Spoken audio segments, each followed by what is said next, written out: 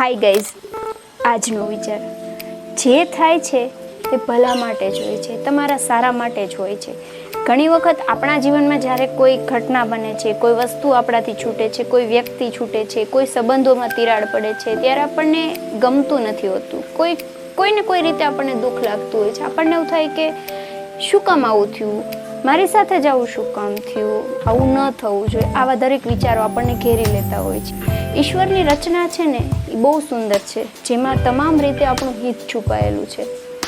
ઘણી વખત આ ક્ષણ માટે આપણને દુઃખ લાગતું હોય છે, પણ લાંબા સમય માટે આપણા જીવનનો એક અલગ રાહ શરૂ થતો હોય છે. કોઈ વસ્તુ, વ્યક્તિ, કોઈ સંબંધોથી છૂટવાથી આપણા જીવનના એક નવા ચેપ્ટરની, નવા વેગ, નવા રાહની, નવા માર્ગની શરૂઆત થતી હોય છે, જે કદાચ આપણને સમજણમાં નથી આવતું, પણ લાંબા સમય આપણા ભલા માટે હોય છે.